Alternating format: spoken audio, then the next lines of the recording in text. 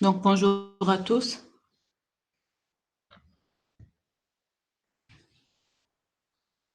Edem.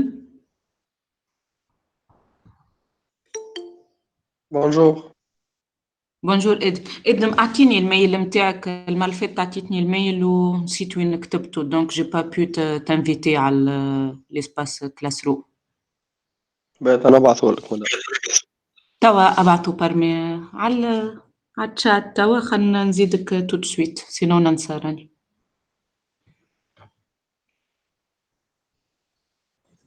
مدام يا اخي شنو هو الكود بتاع الكلاس روم؟ لحظة. هذايا اللين ديجا ما في اللين هذاك يبدا الكود كل شيء محطوط ما انت فيه كله tu peux y accéder tout.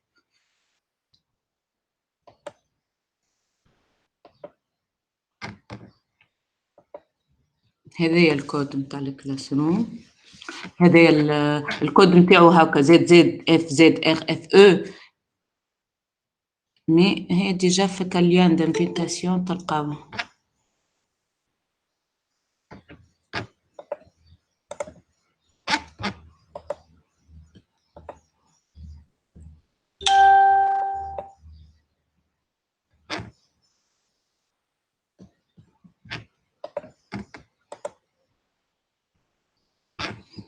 فوالا دونك كوبي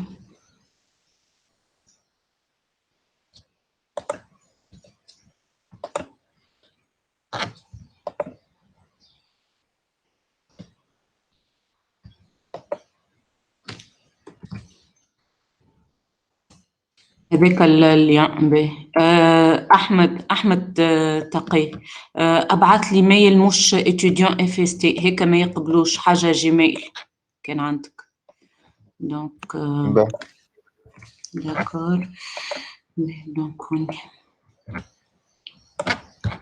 بارتيسيبون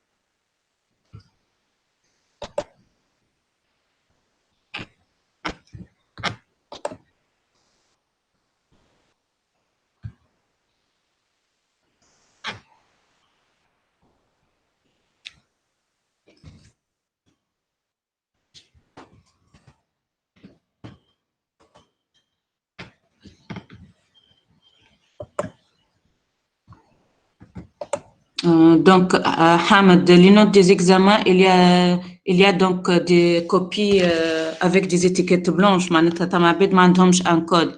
Donc, il faut les faire manuellement. Donc, قالوا لي إجا cette semaine. Je vais essayer على ذاك بدينا الكور بكري. Je vais essayer من بعد باش نمشي للإدارة pour finir الحكاية هذيا.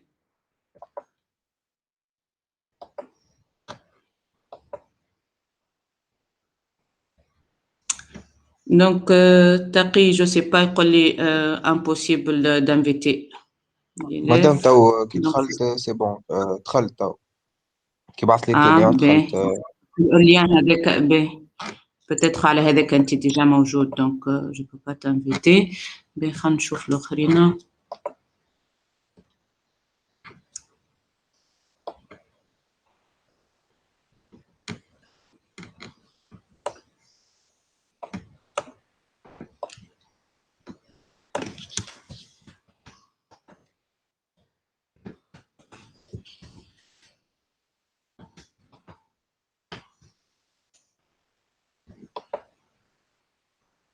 حامد كيف نجمت تدخل خاطر يقول لي impossible d'inviter.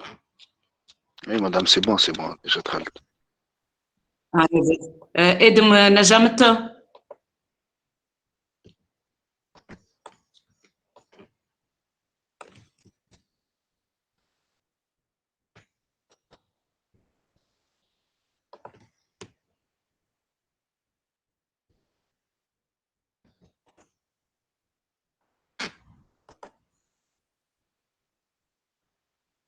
كيف ادم apparemment زاد نجم يدخل donc خاطر تجيني impossible de l'inviter. Ben, allez-y, on va commencer notre cours. Donc,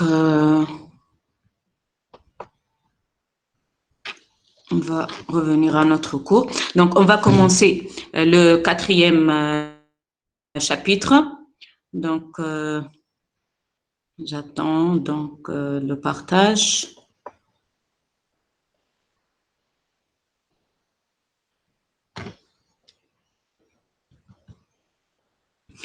Donc, notre 4e chapitre, c'est bon, le partage بداية تراو فيه الكور.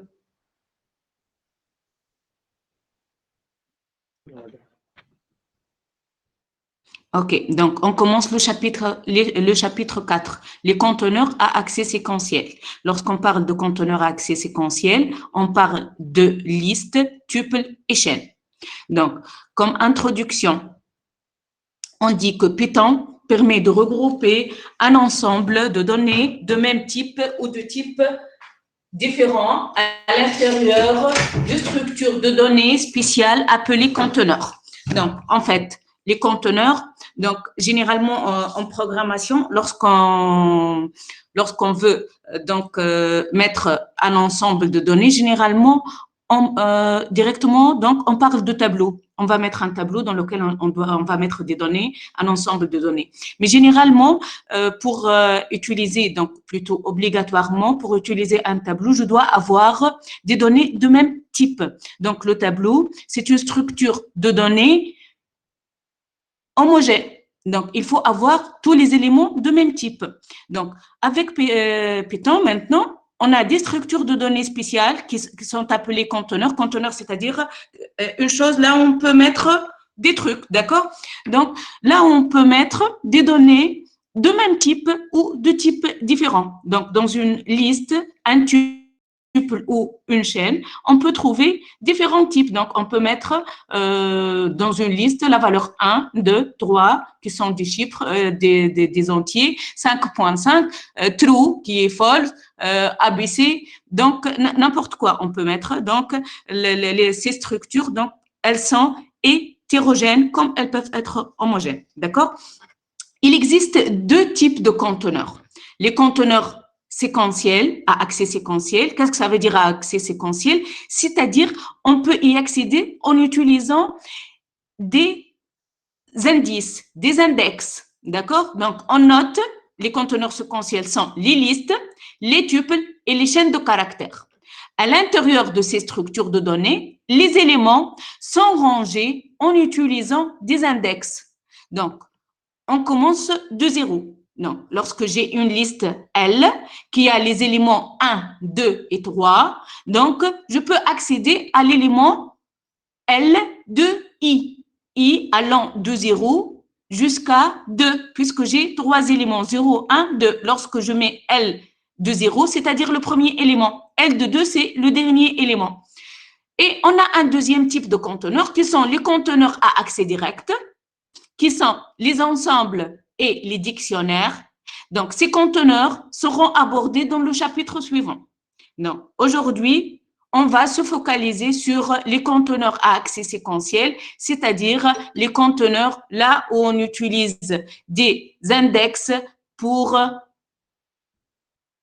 identifier un élément de notre conteneur. Donc, dans la suite, on va exposer les propriétés communes au conteneur séquentiel, puis on abordera le côté spécifique de chacun de ces derniers. Donc, dans la deuxième partie de notre cours, on va considérer les opérations communes au conteneur. Qu'est-ce que ça veut dire, opération commune au conteneur? C'est-à-dire, quel que soit mon conteneur séquentiel C, peut être une liste, un tuple ou une chaîne. On parle de liste quand? Lorsque une séquence d'éléments encadrés par des crochets. Donc, par exemple, C égale 4, 5, 3, 1. Donc, lorsque je mets C, je tape le nom de ma variable C et je fais entrer, j'aurai donc les éléments 4. Donc, j'aurai les éléments 4, 5, 3, 1 encadrés par des crochets. Donc, c'est-à-dire, c'est une liste. Si je tape type de C, j'aurai le type liste. Un tuple maintenant, c'est une séquence d'éléments, elle est encadrée par des parenthèses. Jusque-là, pour moi, un conteneur qui peut être un conteneur à accès séquentiel, hein, il peut être une liste, un tuple ou une chaîne. Donc, la différence entre liste et un tuple jusque-là, c'est la représentation ici. Donc, ma liste, elle est encadrée par des crochets et mon tuple, il est encadré par des parenthèses. Par exemple, c'est 1, 5 et 33. Donc, les éléments de mon conteneur C, qui est un tuple, c'est 1, 5 et 33, ils sont encadrés par des parenthèses. Donc, vous remarquez ici, donc, lorsque je mets les éléments 4, 5, 3, 1, donc, leur affichage sera donc dans le même ordre. Pourquoi? Parce que ce sont des structures à accès séquentiel. Donc, ici, l'ordre, il est important. C'est l'élément 0, l'élément 1, l'élément 2 et l'élément 3. D'accord? Par contre, dans le chapitre suivant, les conteneurs à accès direct, on va voir que l'ordre n'est pas important. Je peux écrire quelque chose ici et à l'affichage, je trouve un autre ordre. D'accord? Donc, aussi, mon conteneur séquentiel peut être une chaîne de caractères. Donc, lorsque je parle d'une chaîne de caractères, c'est une séquence de caractères encadrée par des cotes ou des chevrons ou des guillemets. Par exemple, C, c'est égal entre cote A, B, C, espace, deux points, X, Y, point d'exclamation et je ferme donc mes cotes et comme ça, voilà, mon conteneur C, c'est ABC, espace de point XY, point d'exclamation. D'accord? Donc, quel que soit mon conteneur C, donc maintenant, quel que soit mon conteneur C, qu'il soit une liste, un type ou une chaîne, donc je peux faire les opérations suivantes. Donc, les opérations communes sur un conteneur séquentiel C sont: tout d'abord, je peux donc appliquer l'opération ou la fonction len de C pour savoir sa taille. Donc, la taille d'un conteneur, c'est en fait le nombre de ses éléments. Par exemple, si mon conteneur C, c'est une liste qui a les éléments 4, 5, 3, 1, donc len de C, c'est 4. J'ai 1, 2, 3 et 4 éléments. Donc, len de C, elle me permet de rendre la taille ou le nombre d'éléments d'un conteneur séquentiel. L'accès à un élément. Donc, pour pouvoir accéder à un élément de mon conteneur, donc, je dois utiliser donc l'expression le nom du conteneur entre crochets son index, puisque c'est à accès séquentiel, donc je vais utiliser la notion d'index de l'élément. Donc, les index permis sont compris entre 0 et l'n de c moins 1. L'n de c moins 1 parce que j'ai commencé par 0. Ça, c'est pour un parcours de gauche à droite. Et entre moins 1 et moins l'n de c, pour un parcours de droite à gauche. Qu'est-ce que cela veut dire? Donc, si j'ai une liste qui a 1, 2, 3 et 4, mes éléments sont 1, 2, 3 et 4. Donc, si mon premier élément, c'est de 0. C'est de 0, c'est 1. Et en même temps, le premier élément, je peux donc l'indexer par C de moins l'N de C. Donc, moins l'N de C, c'est moins 4, puisque mon conteneur, c'est 1, 2, 3, 4. D'accord? L'N de C, c'est 4. Donc, l'N C de moins 4, c'est égal à le premier élément. Donc, ça, c'est le parcours de droite à gauche. Et pour le parcours de gauche à droite, je commence de 0 et je termine à l'N de C moins 1. Le dernier élément, c'est l'N de C moins 1. Donc, par exemple, ici, je vous rappelle que ma liste, c'est L. Quels sont les éléments de L? 4, 5, 3 et 1. Donc, 4, 5, 3 et 1. C'est 0, c'est 4.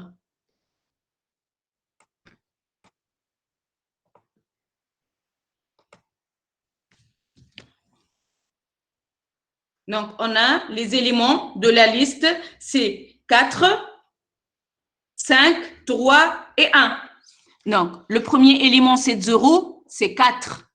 L'élément, c'est de 1, c'est 5. C'est-à-dire, c'est de 1, c'est l'élément numéro 2. D'accord? Donc, c'est de l'N de C moins 1. En fait, l'N de C, c'est 4. Je vais accéder à l'N de C moins 1, c'est C de 3, qui est le dernier élément. Le dernier élément, c'est 1, parce que ma liste, c'est 4, 5, 3 et 1. Et maintenant, lorsque je veux afficher C de l'N de C, c'est-à-dire C de 4, j'aurai une erreur qui est index error.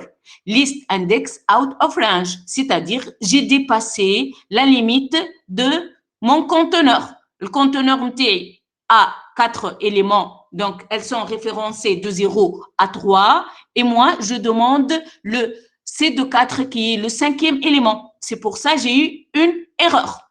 Donc, maintenant, ça, c'est pour un parcours de gauche à droite. Donc, je commence ma liste de gauche à droite. Maintenant, je vais commencer ma liste de droite à gauche, du dernier élément jusqu'au premier élément. Donc, c'est moins 1. Donc, وصلت مدام ما فهمتش الآن شنو هي. L'N هي تعطيني le nombre d'éléments de mon conteneur. نيرز أنت توا تحكي.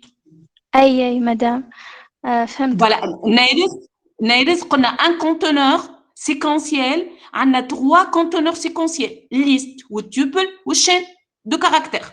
Donc, ces 3 structures, donc ce sont des conteneurs à accès séquentiel. On a des fonctionnalités qu'on peut appliquer sur donc sur mon conteneur, quel que soit quel qu'il soit, une liste, un tuple ou une chaîne. Donc احنا توا بدينا بهم. Déjà شفنا الأولى l'N de C, c'est un conteneur. Donc je répète, C c'est un conteneur, il peut être une liste, un tuple ou une chaîne. Donc l'N de C, c'est le nombre d'éléments, c'est la taille de mon conteneur. D'accord? Donc puisque ce sont des conteneurs à accès séquentiel, les éléments, elles sont référencés par un index. Donc, l'index commence de 0. C'est normal, lorsque je commence de 0, donc je termine à l'N de C moins 1. Donc, pour un parcours de gauche à droite, je commence par l'indice 0 et je finis par l'indice l'N de C moins 1. lorsque je demande C de l'N de C, j'aurai une erreur parce que j'ai dépassé donc la taille de mon conteneur. Et pour un parcours de droite à gauche, donc C-1, c'est le dernier élément. Elle référence le dernier élément. Donc, c'est une spécificité, en fait, du Python qui nous permet donc d'accéder directement au dernier élément par -1. Donc, C de -1, c'est 1, qui est en fait C de l'N de C-1. Voilà. C-2, c'est l'avant-dernier élément qui est 3. Et C moins l'N de C, c'est en fait l'élément 0. C'est le premier élément pour un parcours de gauche à droite. Vous voyez donc C de moins l'N de C, c'est en fait C de 0. C'est 4, c'est 4. D'accord? Donc, aussi, on peut accéder à une partie des éléments. Pour accéder à une partie des éléments d'un conteneur, donc je dois utiliser l'expression C de I jusqu'à J.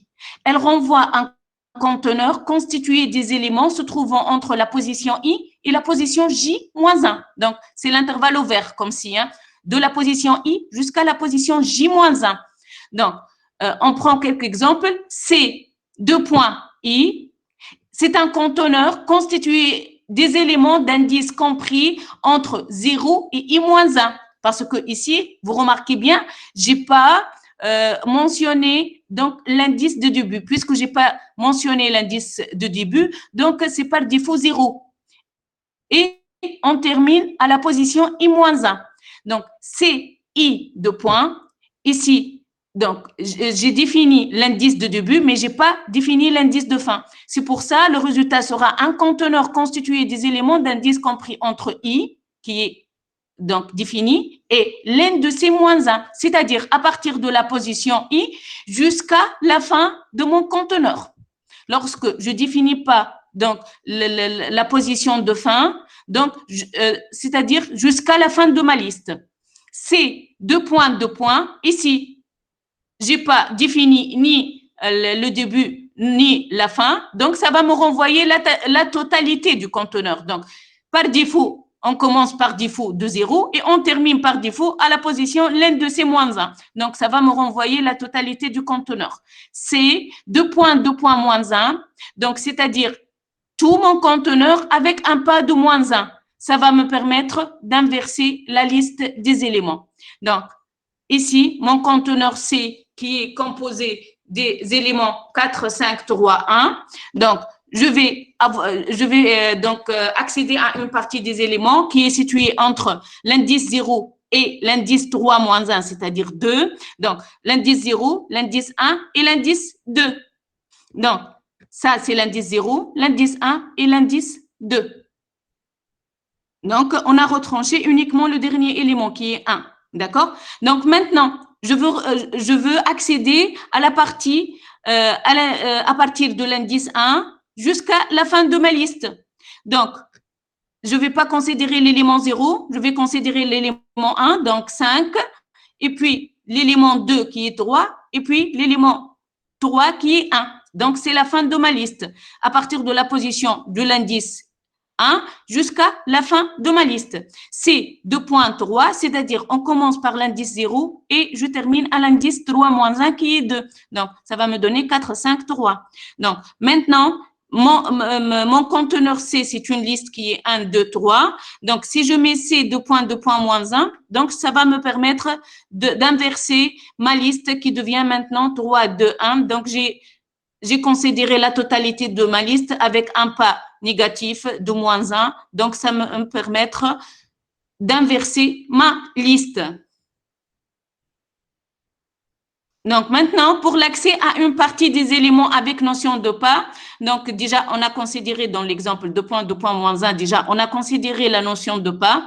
Donc, je dois mettre l'indice de début, l'indice de fin et le pas. Donc, ça va me renvoyer un conteneur stockant les éléments entre les deux positions I et J-1 en effectuant des sauts d'amplitude K. Par exemple, je peux considérer mon conteneur C et je répète, mon conteneur peut être une liste, un tuple ou une chaîne. C'est la même chose en fait. Donc, C, je veux commencer par l'indice 0 jusqu'à l'N de C par pas de 2.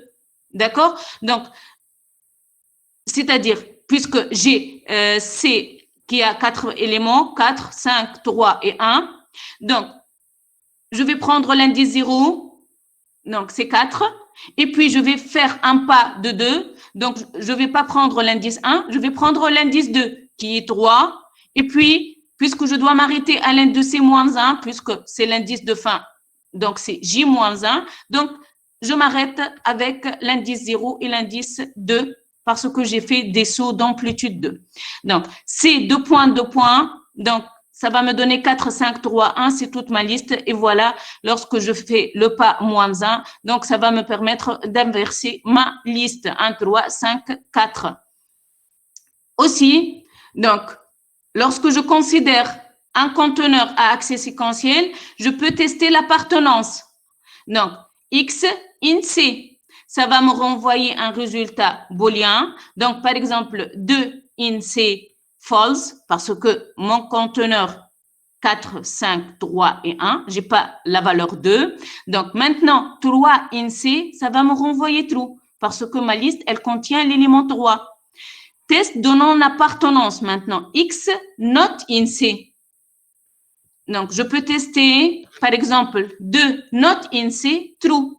D'accord? Donc, in ou not in, ça me renvoie un résultat booléen pour me dire que l'élément considéré, donc il appartient ou non à mon conteneur. Maintenant, pour la concaténation, donc déjà, on sait bien que pour les chaînes de caractères, l'opérateur plus, il permet de concaténer deux chaînes. Et puisque maintenant, on a dit que les chaînes de caractères, ce sont des conteneurs séquentiels, elles sont similaires aux listes et aux tuples. Donc, certainement, l'opérateur plus, il est de même pour les tuples et listes. Il n'est pas un opérateur d'addition, plutôt c'est un opérateur de concaténation. Donc, quel que soit mon conteneur, c'est une liste, c'est un tuple ou une chaîne, lorsque j'ai plus, donc c'est une opération de concaténation qui permet de coller les éléments de deux ou plusieurs conteneurs. Par exemple, C plus C, donc j'aurai 4, 5, 3, 1, c'est mes premiers éléments de ma liste, et puis une concaténation de 4, 5, 3, 1, encore une fois. Donc, puisque j'ai C plus C, si j'ai C plus C plus C, j'aurai encore une concaténation de 4, 5, 3, 1. Donc, ici, il faut faire attention lorsque j'ai un conteneur plus un deuxième conteneur. Donc, c'est une concaténation. C'est pas de l'addition de leurs éléments un à un. On ne fait pas l'addition. D'accord? Pour la répétition, maintenant, on utilise l'opérateur fois. Donc, l'opérateur fois permet de créer un conteneur contenant n copies de C. C fois 3, c'est-à-dire on va mettre 4, 5, 3, 1, 4, 5, 3, 1, 4, 5, 3, A. Donc, on a concaténé 3 fois les éléments de mon conteneur. D'accord? Donc, déjà, l'opérateur plus et l'opérateur fois, on les connaît déjà avec les chaînes de caractères. Et puisque les chaînes sont des conteneurs séquentiels, donc c'est de même pour les listes et tuples. Maintenant, pour la recherche de la position d'un élément. Donc, au lieu de faire tout un programme ou toute une fonction pour nous renvoyer l'index d'un élément, donc Python, il nous facilite la vie. Donc, C.index de X, ça va me renvoyer l'indice de mon élément X à rechercher. Par exemple, C.index de 3, ça me donne 2. Donc, 2, c'est la position 0, 1, 2. Donc, lorsqu'il me donne l'index 2, c'est-à-dire, il est à la troisième position. D'accord? C.index de 2. Donc, je suis en train de rechercher l'élément 2 et rappelons que 2 n'existe pas dans ma liste, donc il va me renvoyer une erreur, value error 2, voilà, 2 is not in list. L'élément à rechercher, il n'est pas dans la liste. Aussi, d'autres fonctionnalités qu'on puisse les faire, voilà, les effectuer sur les conteneurs à accès séquentiel, quels qu'ils soient. Donc, liste, tuple et chaîne. C'est C.count X. Donc, par exemple, je passe un élément ici X. Ça va me contenir, donc ça va me renvoyer le nombre d'occurrences de cet élément. Il va compter donc combien de fois le 4, par exemple, C.count de 4, combien de 4 j'ai dans mon conteneur. Donc, j'ai un seul 4. Donc, c'est très intéressant dans les chaînes de caractères. Par exemple, combien de fois j'ai la lettre A. D'accord? Donc, ça sera très intéressant pour les chaînes. Maintenant, le minimum et le maximum. Donc, au lieu d'écrire donc, des programmes qui vont chercher le minimum et le maximum, donc, répétons encore une fois, il facilite les tâches. Donc, min d'un conteneur, max d'un conteneur, ça va me renvoyer donc l'indice ou l'index de mon minimum et de mon maximum dans mon conteneur.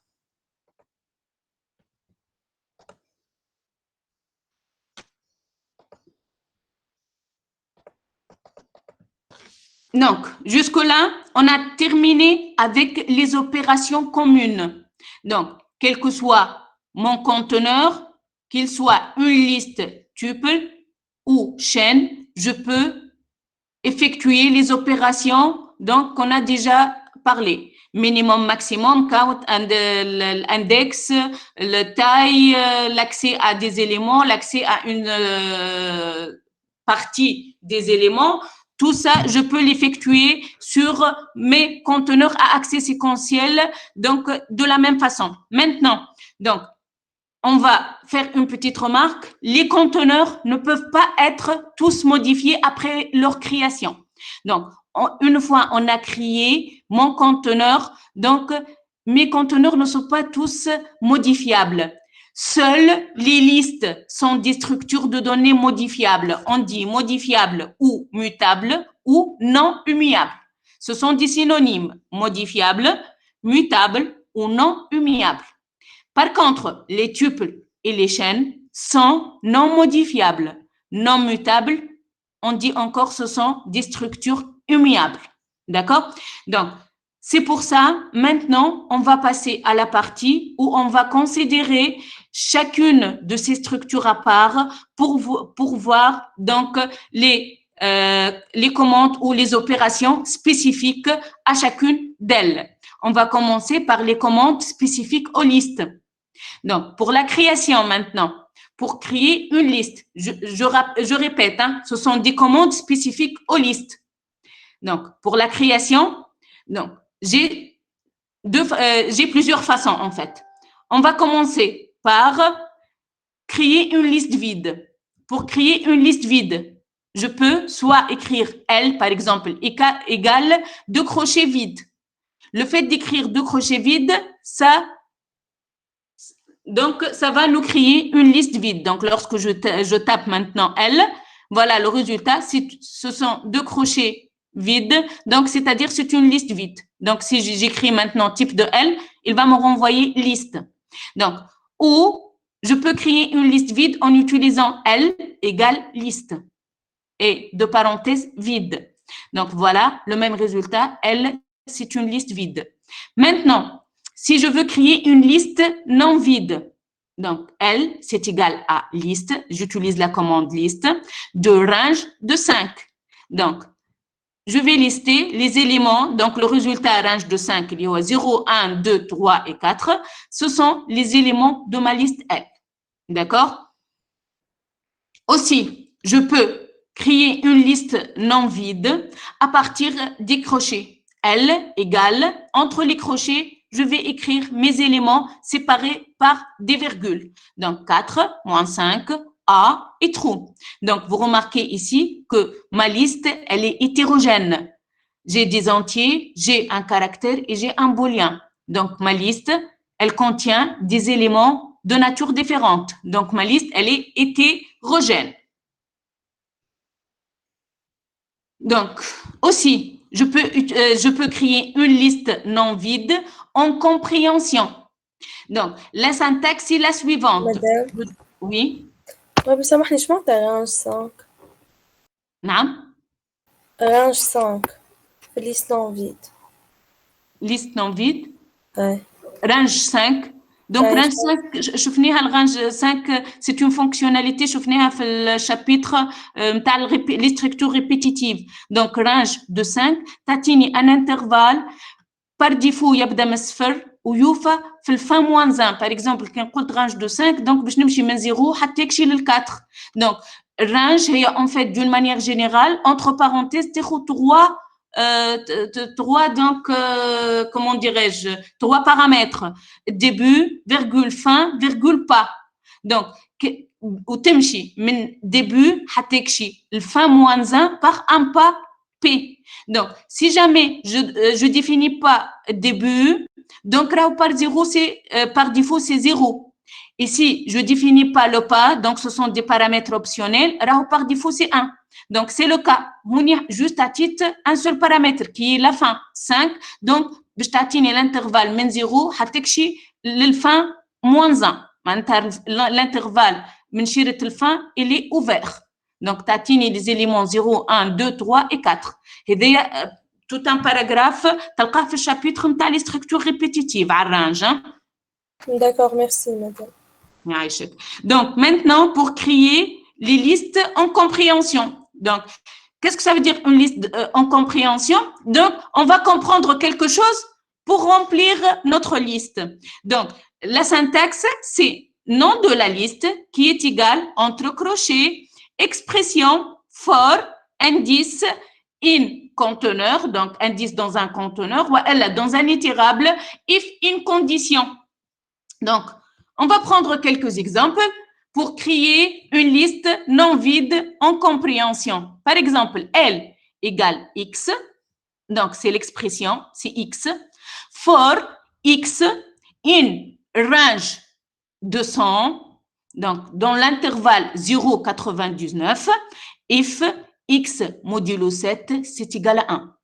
Donc, le résultat, donc les éléments de ma liste L seront les X, donc qui sont dans l'intervalle 0,99 et qui répondent à cette condition. Donc, lorsque je divise X par 7, le reste de la division, c'est égal à 1.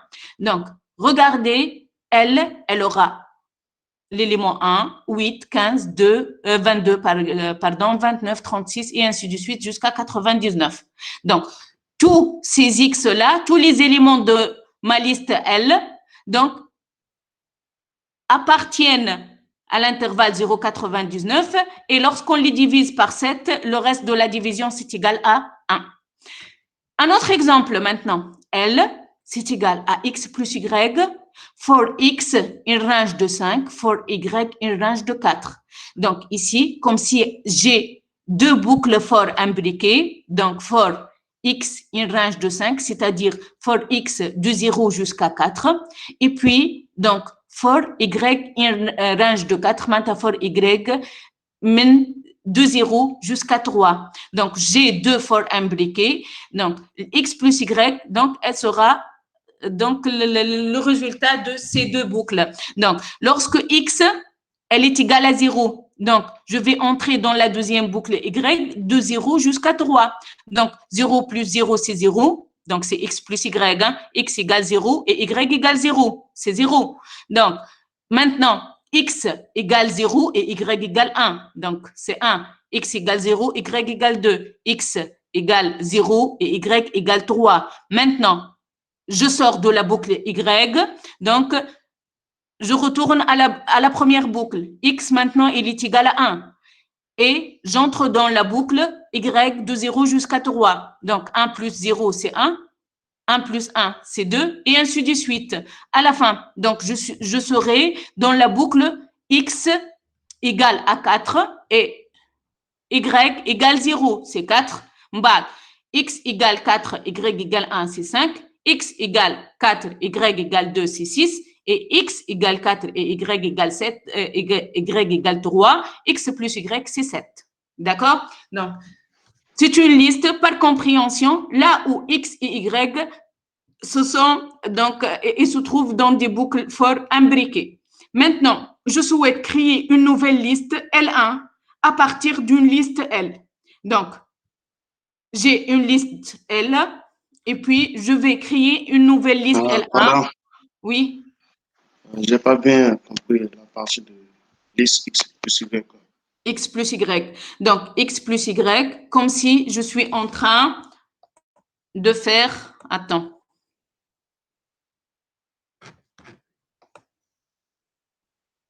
Donc, nouveau.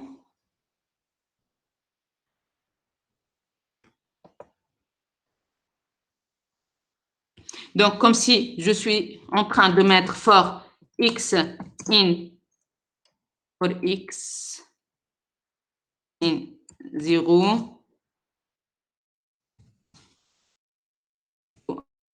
1, 4,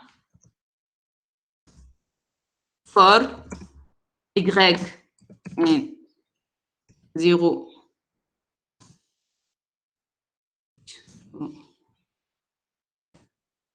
donc 3. Par exemple, je vais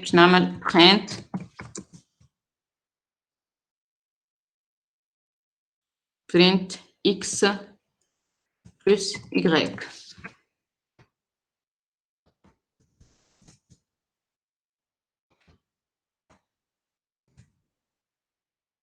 Donc, si j'ai ces deux boucles imbriquées, donc deux points, certainement des petits.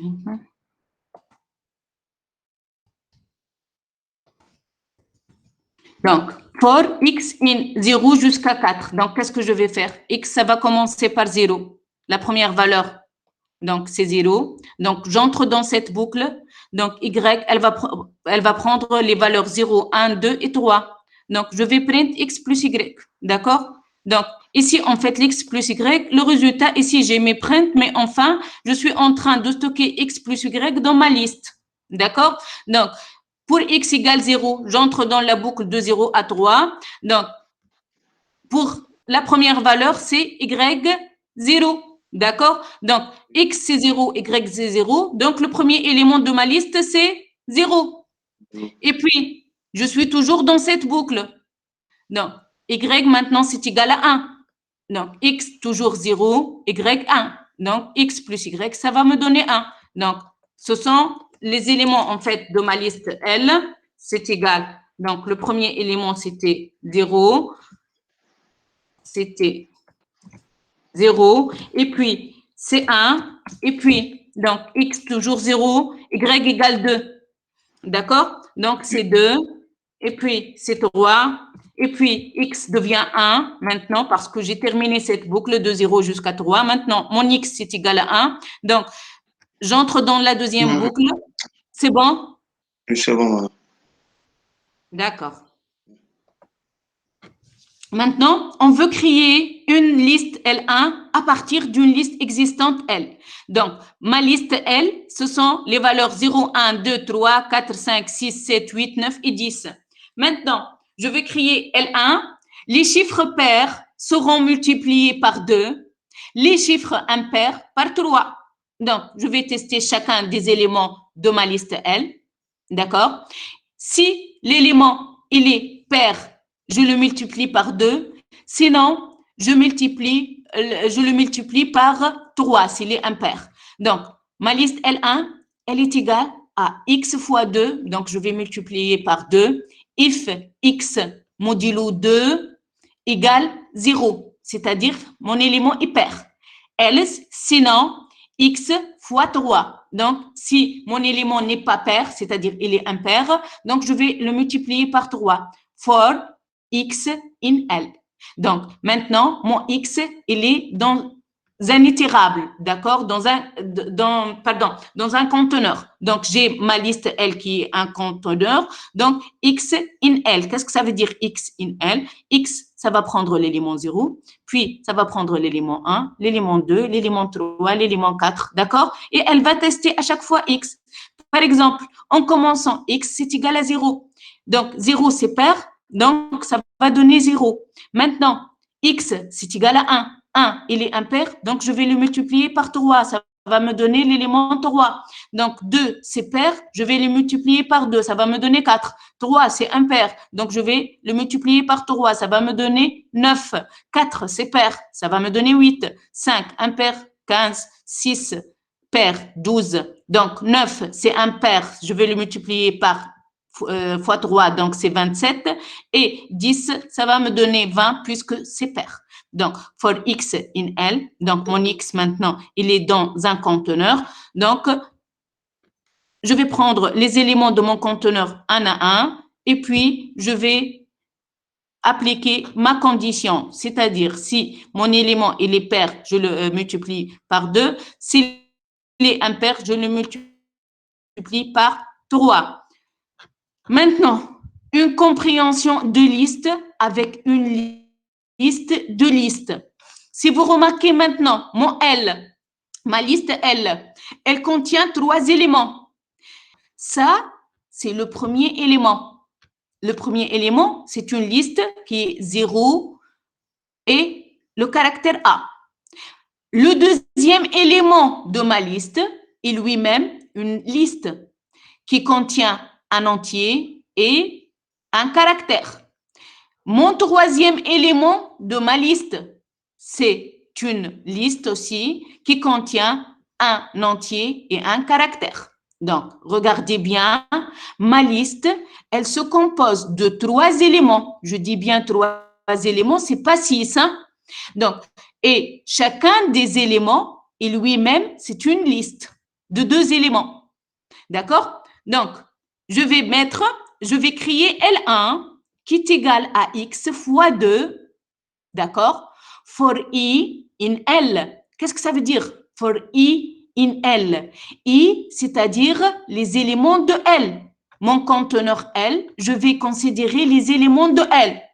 D'accord? Donc, I, elle va prendre tout d'abord la valeur 0A, et puis elle va prendre 2B, et puis 3C. Elle va prendre comme valeur le premier élément, tout le premier élément, tout le deuxième élément et tout le troisième élément. Mais est-ce qu'on va appliquer X fois 2 sur I? Non, on va appliquer le fois 2 sur X, c'est pas sur I.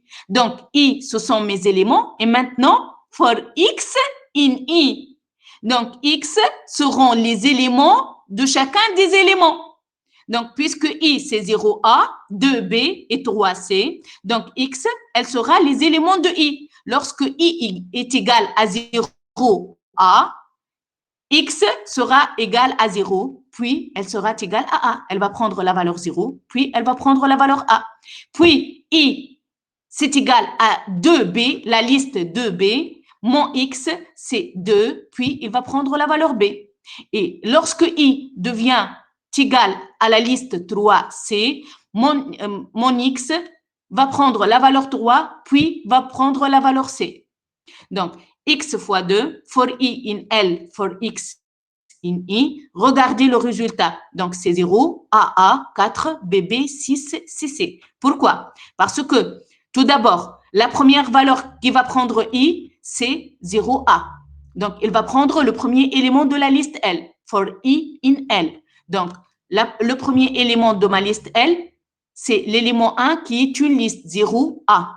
Maintenant, mon X, ce sont les éléments de I. Donc, tout d'abord, j'ai 0. 0 fois 2, c'est 0, c'est un entier. Par contre, A, c'est un caractère. Puisque A, c'est un caractère, A fois 2, ça va me donner AA. Donc, c'est une répétition. Donc, je vous rappelle, l'opérateur fois pour les chaînes de caractères, pour les caractères, c'est en fait la concaténation. Puis, mon I, il passe au deuxième élément. Donc, mon I, c'est une liste de B. Et mon X, il va prendre la valeur 2. Donc, c'est un entier. 2 fois 2, c'est 4. Et puis, 2 fois B, c'est BB. C'est une concaténation. Puis, mon I, c'est la valeur 3C. C'est une liste, mon I. Donc, X, il va prendre les différents éléments de ma liste. Donc, le premier élément, c'est 3. 3 fois 2, c'est 6. Et le deuxième élément, c'est C. C fois 2, c'est une concaténation de C. D'accord? Maintenant, je veux multiplier les nombres entiers par 2 et les strings par 3. Donc, L, c'est égal à la même chose. Donc, c'est ma liste qui contient 3 éléments qui sont des listes eux-mêmes. Donc, 0A, 2B et 3C. Ma liste L1, elle est égale à X fois 2, if type de X égale int, else X fois 3. Donc, si le type de mon X, c'est égal à int, on va le multiplier par 2. Sinon, c'est-à-dire il n'est pas entier, donc forcément, il va être un string, hein, puisque ici, ma liste, elle n'est composée que d'entiers et des strings. D'accord? Donc, else x fois 3 for i in L for x in i. Donc, regardez bien. Donc, j'ai le résultat L1. Maintenant, c'est 0. Donc, parce que, en fait, 0, c'est un entier. Donc, je vais le multiplier par 2, c'est 0. Et A, ici, donc A, puisque c'est du string, donc c'est un caractère. Donc, A fois 3, c'est la concaténation de A, puis 4, qui est 2 fois 2, puis B, donc c'est un caractère fois 3. Maintenant, 3 fois 2, l'entier, et C, donc c'est la concaténation, donc c'est C fois 3. D'accord? Donc, c'est un exemple, en fait, de quelques listes de compréhension. Maintenant, on va créer une liste L3 qui est la somme de 2 listes, L1 et L2. Donc, L1, c'est égal à 1, 2, 3, 4, 5. L2 égale 6, 7, 8, 9 et 10. Donc, j'ai 2 listes. Je veux maintenant créer une troisième liste qui est la somme de L1 et L2. Qu'est-ce que ça veut dire la somme de L1? Je vais donc sommer un à un les éléments. Premier élément avec premier élément, deuxième avec deuxième, troisième avec troisième et ainsi de suite. Donc, je vais écrire L3. Donc, je ne peux pas mettre L3 égale L1 plus L2. Hein. Sinon, ce sont deux conteneurs L1 plus L2. Ça va me faire la concaténation. Donc, L3, c'est égal à L1 de I plus L2 de I. For I, donc regardez, ici, j'ai mis for I in len de L1. Donc, ça va me donner une erreur. Pourquoi? Parce que len de L1, c'est égal à 1, 2, 3, 4, 5. Donc, comme si je suis en train de dire L de 3 égale L de 1 de I plus L2 de I for I in len de 5, in 5. Len de L1, c'est 5.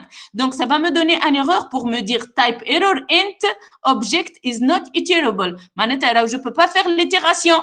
Donc, in 5, il y a une seule valeur. Donc, I, elle ne peut pas être itérable. Elle ne va pas prendre plusieurs valeurs.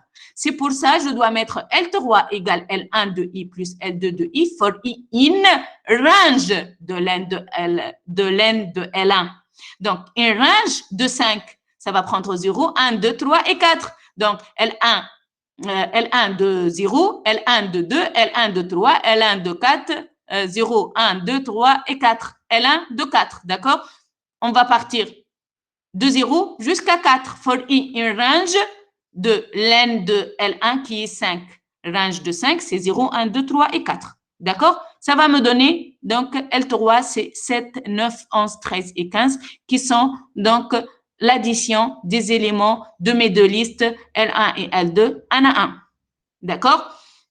Donc, on a dit, pour créer une liste vide, on utilise les parenthèses ou la commande, c'est pas les parenthèses, pardon, les crochets ou la commande liste. Donc, pour créer une liste non vide, on peut utiliser la commande liste avec la fonction range. On peut utiliser les crochets et on met les éléments donc qui sont séparés par des virgules. On peut aussi créer une liste non vide en compréhension, comme on peut créer une liste non vide en utilisant la conversion. Par exemple, j'ai une variable ch égale bonjour, qui est une chaîne de caractères, d'accord? Lorsque je mets L égale liste de ch, en fait, je suis en train de faire la conversion d'une chaîne en liste, d'accord? Donc, ch qui est une chaîne, je vais la convertir en liste. Donc, maintenant, ma liste, elle, c'est B-O-N-J-O-U-R. Donc, chacun des caractères, il devient un élément de ma liste. Donc, je peux faire la conversion d'une chaîne à une liste et vice-versa. Aussi, pour un tuple T, lorsque j'ai un tuple T qui a les éléments 1, 2, 3 qui sont entre parenthèses, voilà. Donc, je peux faire la conversion d'un tuple en liste. L égale liste de T. Donc, voilà, mes éléments 1, 2, 3 sont maintenant entre crochets et ne plus entre parenthèses. Donc, j'ai fait la conversion donc en liste. Et c'est vice-versa. Hein. Je peux faire la conversion aussi d'une liste à un tuple. On va le voir tout à l'heure. Maintenant, pour la modification, on va utiliser l'opérateur d'affectation. Donc, je vous rappelle que seules les listes sont modifiables. Tuple et chaîne de caractères ne sont pas modifiables. Donc, puisque on peut faire la modification sur une liste après sa création. Donc, ici, pour faire la modification d'un seul élément, par exemple, L, c'est égal à liste de range de 4. Donc, j'ai créé une liste non vide qui contient les éléments 0, 1, 2, 3. Donc, L de 0 égale à W. Donc, qu'est-ce que je suis en train de faire? Je suis en train de modifier mon élément 0. Donc, vous voyez le résultat. Donc, 0 maintenant n'est plus 0, c'est W parce que j'ai affecté à l'indice 0 la valeur W. Donc, si je veux modifier un slice, c'est-à-dire un ensemble d'éléments, d'accord? L de 2 jusqu'à la fin, c'est-à-dire à partir de l'indice 2 jusqu'à la fin de ma liste, je vais donc modifier mes éléments par 44,55. Maintenant, ma liste, elle est W qui est l'indice 0, 1 qui est l'indice 1, et à partir de l'indice 2, donc, on a retranché 2 et 3 et on les a remplacés par 44,55. Maintenant, pour l'ajout, ici, pour la modification, je suis en train de modifier un élément existant de la liste. Maintenant, pour ajouter un élément à la fin d'une liste, donc pour ajouter, on utilise la commande append. Donc, append, elle me permet d'ajouter un seul élément à la fin de la liste. Par exemple, L.append xxxx, une chaîne de caractères. D'accord? Donc, maintenant, ma liste, c'est W1, 44, 55, XXX. Donc, si vous remarquez bien, c'était ma liste L. Voilà ma nouvelle liste L. Donc, on a ajouté un élément à la fin. Donc, append, elle me permet d'ajouter un élément à la fin. Donc, si je veux ajouter un slice, c'est-à-dire un ensemble d'éléments, c'est en utilisant la commande extend. Append pour ajouter un seul élément à la fin et extend pour ajouter un slice d'éléments à la fin. D'accord? Donc, L.extend, true, false. Regardez, j'ai ajouté true et false dans ma liste. L.extend 1, 2, donc j'ai ajouté un 2 à ma liste. L.extend ABC, ici, qu'est-ce qu'il va faire? Il va faire la conversion de ABC, donc, en liste. Donc, il la considère comme chaîne. Il va faire la conversion en liste. Donc, il va m'ajouter l'élément A, l'élément B et l'élément C. Donc, il va faire la conversion. Hein. L'insertion maintenant. Donc, on a parlé donc de l'ajout à la fin. Pour ajouter à la fin, on doit utiliser append ou extend. Maintenant, pour l'insertion, qu'est-ce que ça veut dire insertion? C'est-à-dire, je veux ajouter un élément à n'importe quelle position. D'accord? Donc, c'est le cas général maintenant. Hein? Donc, je vais insérer à une position un nouvel élément. Par exemple, j'ai ma liste L qui est 4, 1, 2, 3. L.insert à la position 2, 456.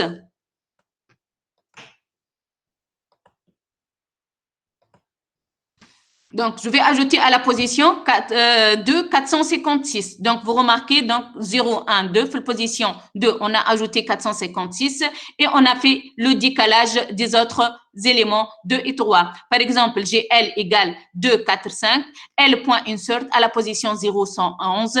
Donc, voilà, donc on a ajouté dans la position 0, 111. Ici, L.insert dans l'end de L, 34. Donc, c'est-à-dire, je suis en train d'ajouter un élément à la fin. Donc, cette commande, c'est équivalent de faire L.append, donc 43. Donc, j'ai ajouté un élément donc à la fin de ma liste. Donc, en fait, insert, c'est c'est en général, et append n'est qu'un cas spécial, donc de insert, c'est d'ajouter à la dernière position. Maintenant, pour la suppression, donc, lorsque j'ai besoin de supprimer un seul élément, j'ai trois possibilités. Je peux utiliser la commande del, remove et pop. Donc, c'est ma liste L. Donc, je peux utiliser del et je dois spécifier l'indice. Donc, supprime L de 0, par exemple. Donc, ici, je dois spécifier l'indice.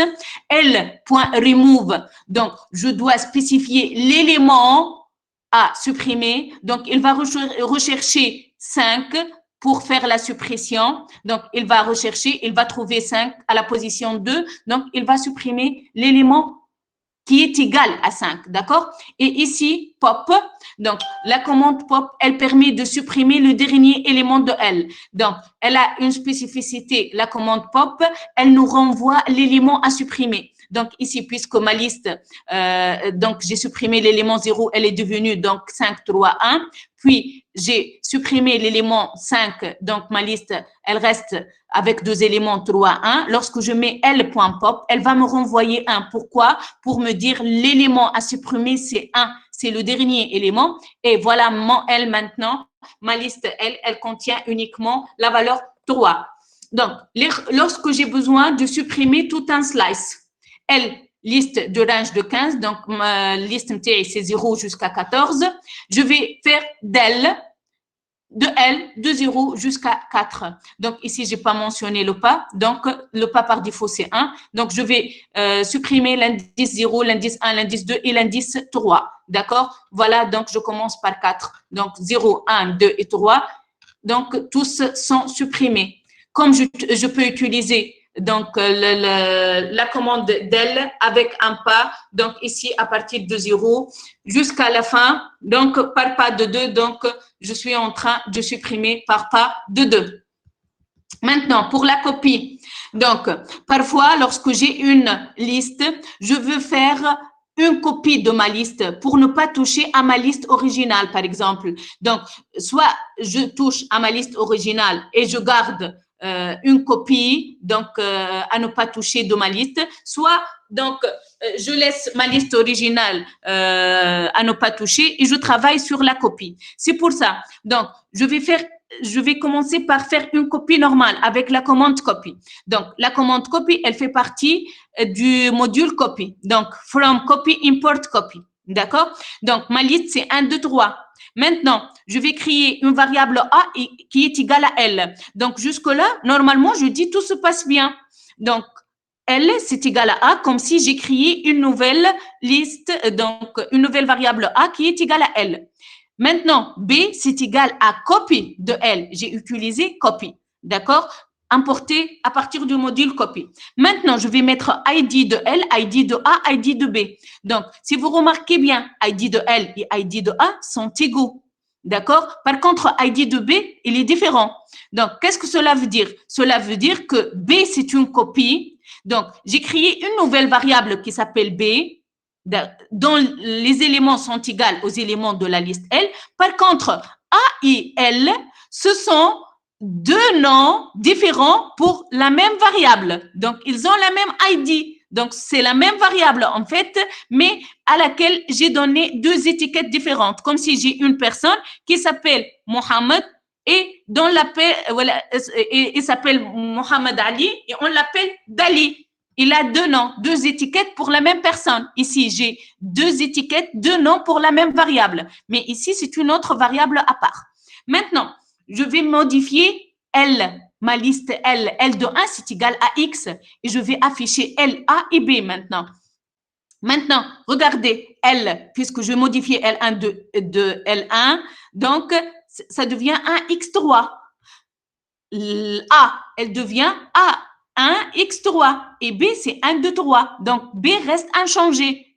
Par contre, A et L, donc la modification de L ou de A, elle se répercute sur l'autre, d'accord?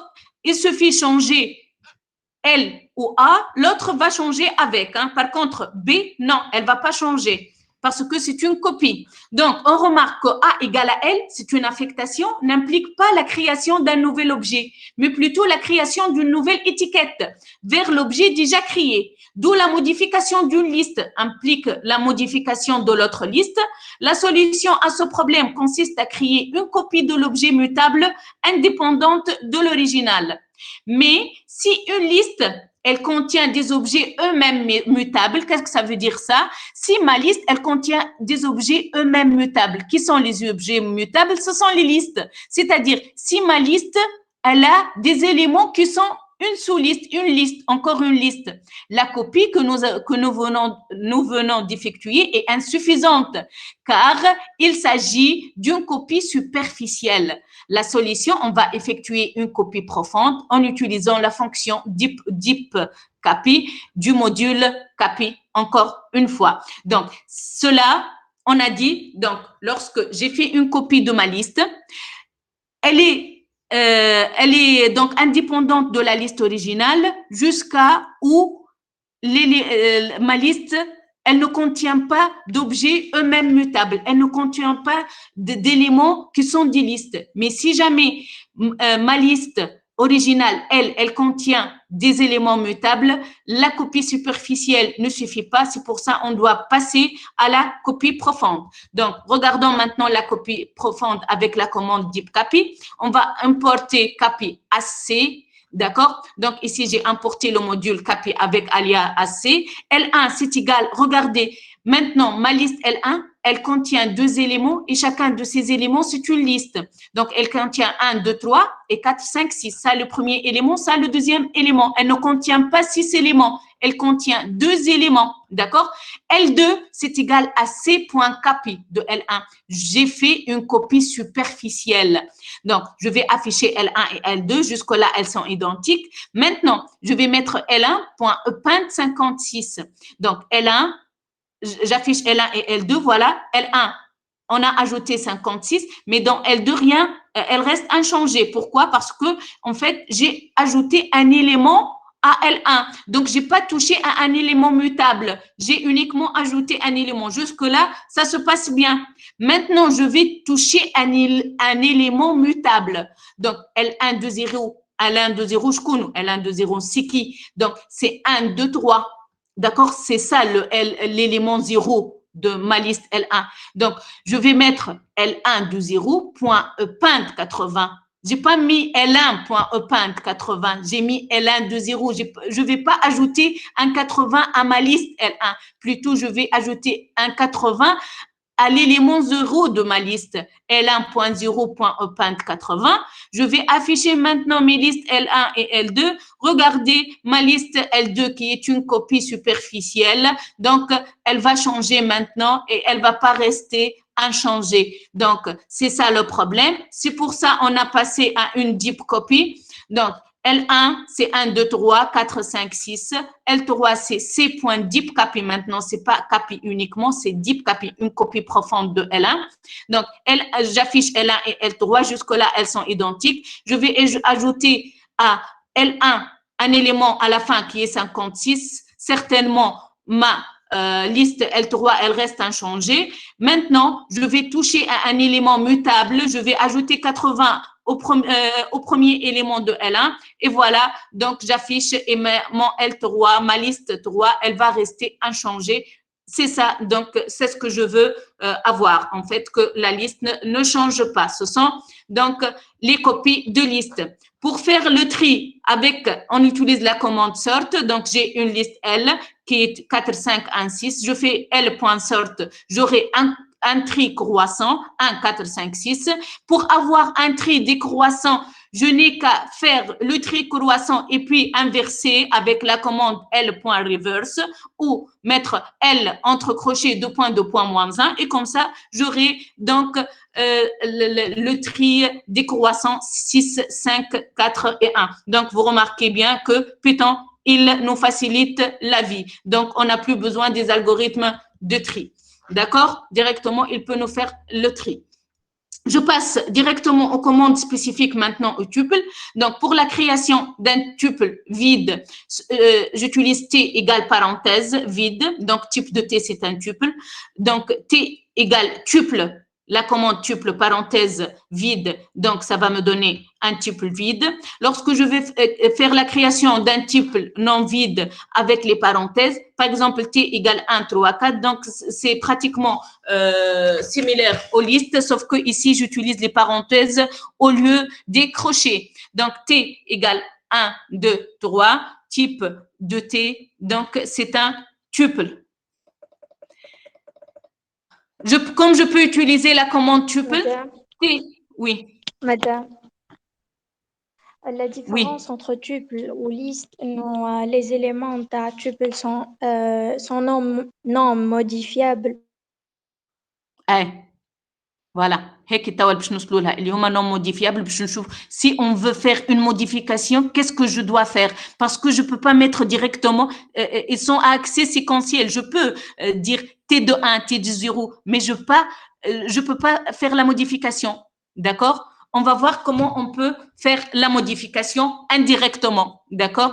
Donc, pour créer un tuple non vide, on peut utiliser tuple de range de 5, ça va me donner 0, 1, 2, 3 et 4. La différence relativement à une liste, donc c'est les parenthèses jusque-là. Par conversion, L égale 4, 5, 3. Donc, c'est une liste. T tuple de L, donc c'est la conversion à partir d'une liste. Donc, T, c'est 4, 5, 3. En compréhension, T égale tuple de I. For I, in range de 12, if I modulo 3 égale 0. Donc, les éléments, ça sera 0, 3, 6 et 9. Maintenant, pour la modification, voilà, c'est la partie la plus importante. Les tuples sont non modifiables. Donc, toute tentative de mise à jour, elle déclenche une erreur.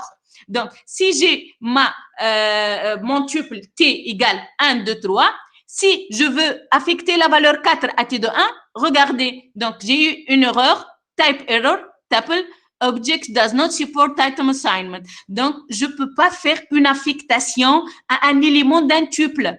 Donc, si je veux maintenant supprimer un élément de mon tuple del T de 0, encore une fois, j'ai le type error, tuple, object doesn't support item deletion. Donc, là, je ne peux pas supprimer un élément.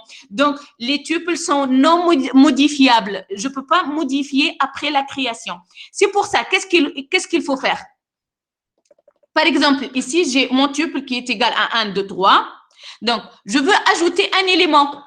Donc, qu'est-ce que je dois faire? T égale T plus. Donc, je rappelle que plus, c'est la concaténation d'un nouveau tuple. Je ne peux pas mettre T plus 1, d'accord? Donc, il faut, avec un nouveau plus, un tuple. Donc, il faut un conteneur séquentiel, d'accord? Donc, plus, entre parenthèses 1 et virgule, il faut mettre la virgule pour qu'il soit un tuple, d'accord?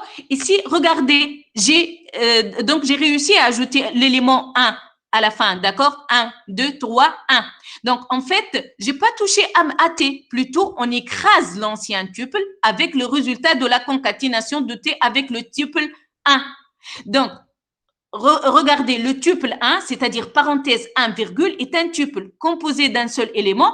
Donc, la virgule est obligatoire. Donc, ici, si je mets ID de T avant cette affectation et après, je trouve que T, il va changer d'ID.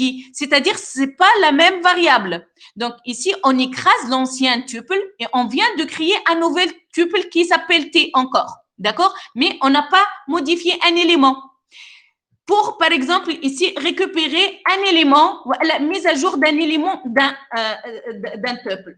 Donc, ici, donc c'est normal, on peut accéder directement à un tuple. Je peux afficher T de 0, T de 1, T de 2. Donc, c'est un conteneur à accès séquentiel.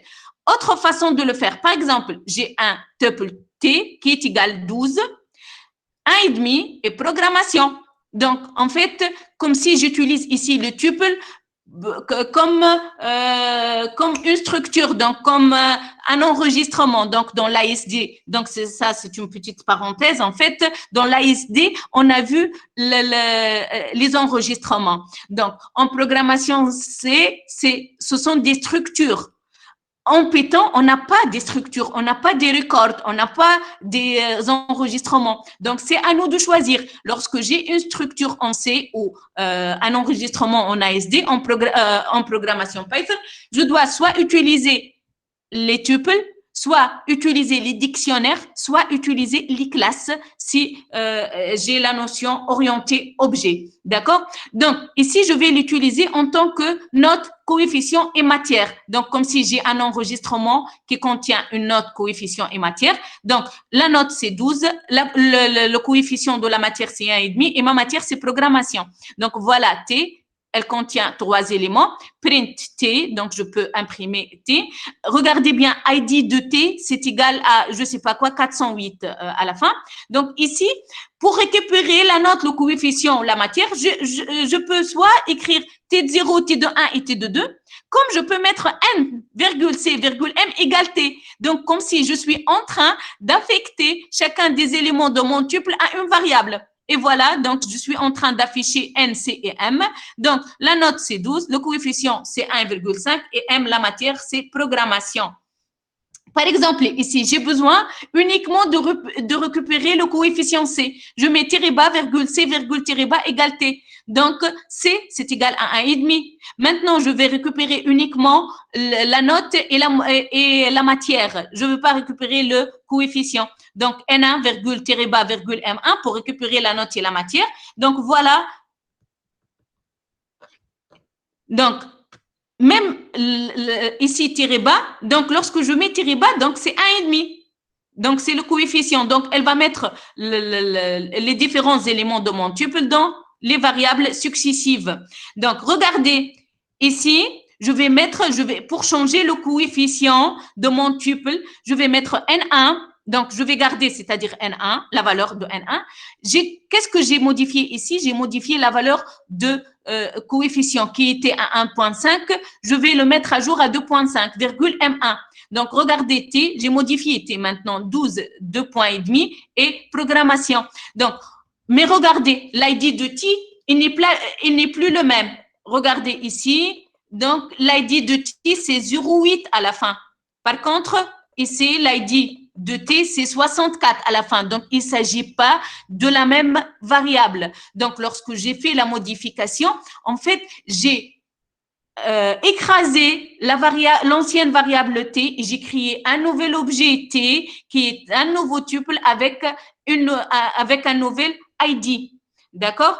Donc, et voilà, donc, puisque mon tuple, en fait, c'est un conteneur à accès séquentiel, donc je peux utiliser T de 1, T de 0, donc la notion indice, pour afficher uniquement. Mais je peux pas faire T de 1, par exemple, ici, je peux pas mettre T de 1 égale 2,5 au lieu de 1,5, d'accord? Donc, ça va me déclencher une erreur. Par contre, Par contre, ici, je suis en train d'écraser une variable par une nouvelle variable. Donc, c'est une façon pour faire mes mises à jour sur un type déjà existant. Ici, T3, elle déclenche une erreur parce que, en fait, c'est out of range puisque j'ai uniquement 3 éléments. Donc, l'index, c'est de 0 jusqu'à 2. Donc, il faut donc ici constater qu'un tuple est immuable, c'est-à-dire non modifiable. Donc, chaque modification revient à créer un nouveau tuple et non à modifier le tuple existant. Donc, l'ID du tuple change lorsque je fais toute modification. Je passe aux commandes spécifiques aux chaînes de caractères. Donc, les chaînes de caractères sont des objets non mutables, non modifiables aussi. Outre les opérations communes, Python offre plusieurs méthodes de manipulation de chaînes de caractères. Donc, pour le test de la nature de la chaîne, donc je peux utiliser isAlpha pour tester si ma chaîne c'est alphabétique, isDigit numérique, vide isSpace, alphanumérique isAlNum. Donc, regardez, le résultat, c'est un booléen. Donc, j'ai S1, S2 et S3. S1 isDigit true, c'est-à-dire des chiffres, des alphanumériques. Donc, S3, c'est space, donc true, c'est une chaîne vide. Donc, CH1 Python 3.1 is alphanumérique false, parce que fait 10 lettres. KJ, je ne sais pas quoi, is alphanumérique true. la conversion majuscule-minuscule, donc S2.upper, donc elle va me faire la conversion en majuscule de ma chaîne. Python.lower, elle va me faire la conversion en minuscule de ma chaîne. Donc, commence avec ou se termine avec, donc start with ou ends with. Python.starts with PY, c'est true. Python.end with N, c'est true. Donc, éliminer les espaces à droite et à gauche. Donc, si j'ai une chaîne de caractères là où il y a des espaces, je peux mettre ma chaîne .strip. Donc, elle va m'éliminer les espaces. La décomposition, donc j'ai une chaîne de caractères, je peux utiliser la commande split, elle décompose la chaîne en utilisant un caractère ou une sous-chaîne comme séparateur. D'accord? Donc, le résultat est toujours une liste. Par exemple, chaîne mot 1, mot 2, mot 3, point split. Puisque j'ai rien mentionné, c'est-à-dire tu vas utiliser l'espace donc pour faire la séparation. Voilà, mot 1, mot 2 et mot 3. Donc, on a fait la séparation là où on a trouvé des espaces. Par exemple, ici, je vais faire la séparation là où je trouve le caractère M. Donc, j'ai l'espace et puis je trouve le caractère M. Donc, je vais faire la séparation. OT1, OT1, espace, donc j'ai M, et puis OT2, espace, et puis je trouve M, je vais faire la séparation où je trouve M, et OT3. Pour coller plusieurs chaînes, j'ai la commande join, donc opération réciproque de split. Donc, si je mets join, mot 1, mot 2, mot 3, ici l'espace, donc on va coller plusieurs sous-chaînes avec le caractère de séparation, donc l'espace. Je peux utiliser le caractère de séparation de tiret étoile comme je veux, donc je dois spécifier le caractère de séparation. D'accord? On va faire la recherche d'une sous-chaîne dans une autre chaîne avec la commande find. Par exemple, S égale Python est un langage orienté objet. S.find Python. Donc, c'est fait l'indice 0, ça l'indice 0, 1, 2, 3 et ainsi de suite. S.find Python. À partir de l'indice 10, on commence la recherche à partir de l'indice 10, c'est moins 1 pour dire que Python n'existe pas à partir de la position 10. Moins 1 indique que la sous-chaîne n'existe pas dans la chaîne S. Pour remplacer une sous-chaîne par une autre, donc commande replace, S égale Python est un langage objet, S.replace objet par orienté objet, donc Python est un langage orienté objet, S Python est un langage objet, donc S.replace OK par objet, puisque OK n'existe pas, elle va pas faire le remplacement. Donc, pour l'affichage formaté, la commande format, donc, la commande format, syntaxe chaîne.format, on a tous les paramètres. Donc, for i in range de 4, print L, donc, entre crochets, les accolades, donc, de points, point d'interrogation, point format de i. Pour dire, ça c'est pour le remplissage d'une liste. L0, c'est quoi? Donc, on va lire L0, L1, donc print ou normalement bad naqra, d'accord? Mais ici, juste pour l'affichage, L0 c'est égal à quoi? L1 égale à quoi? Donc, si vous remarquez, format de i, donc ici, i, elle va prendre différentes valeurs. À chaque fois, je vais mettre la valeur de i entre le parenthèse ici, d'accord? Parce que je suis en train d'utiliser format, donc on a déjà vu, donc la commande format ou la fonction format. Ici, print entre accolades, donc 0D, donc c'est pour dire en décimal, 0B pour dire en binaire, donc point format de 4. Donc l'affichage, ça sera 4 égale 100 en binaire. Donc ici, il va prendre la valeur 4, il va l'afficher en décimal et puis il va l'afficher en binaire. Donc, on a terminé avec ce chapitre. Donc, c'est un peu long, c'est pour ça on a commencé donc à 8h30. Donc, c'est le chapitre conteneur à accès séquentiel. Donc, vous le trouvez sur votre espace Google Classroom. Donc, voilà, on a terminé. Autre chose, je dois vous dire, j'ai terminé avec vous la ISD2. Donc, il reste une partie du chapitre 4. On va la terminer en TD. Donc, à partir de demain, vous allez commencer la partie complexité du cours avec Madame Yusra Slema. Donc, j'ai donné le lien de votre groupe à Madame Yusra Slema. Elle va vous envoyer une demande d'ajout pour qu'elle puisse vous donner donc le lien de la séance. Merci de l'accepter, s'il vous plaît. Donc, les administrateurs du groupe, donc merci d'ajouter Madame Yusra Slema, s'il vous plaît. Elle va terminer avec vous. Donc, en fait, on n'a pas 14 semaines, c'est pour ça que je ne peux pas avoir 7 semaines avec vous. On a fait uniquement 6 semaines et elle va prendre la relève, elle, pour terminer la partie complexité. Donc, d'ici, on se trouve, nous, donc, en fait, le mercredi et le vendredi en TD et on se retrouve en ligne avec ce cours de programmation Python. D'ici là, donc, je vous dis bonne journée, au Ramadan comme Mabrouk, et voilà. Madame, Oui.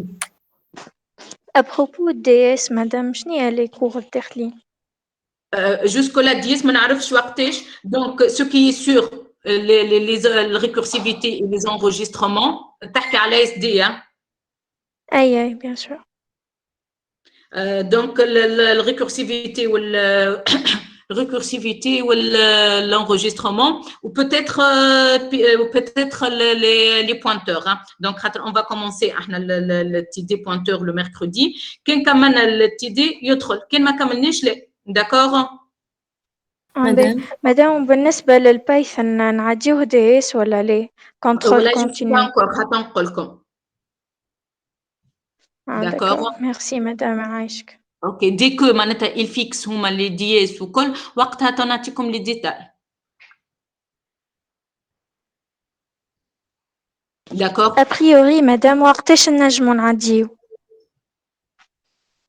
والله ما عنديش فكرة. Peut-être معناتها très bientôt 1-2 semaines معناتها jusque là ما فماش معناتها حاجة officielle. يعني تنجم تكون الجمعة الثانية نتاع رمضان كما الثالثة. D'accord. Donc jusque là ما ثما حتى شيء officiel راهو. D'accord, merci madame. Ok, hein, merci à vous. Donc bonne journée au Ramadan comme Mabrouk.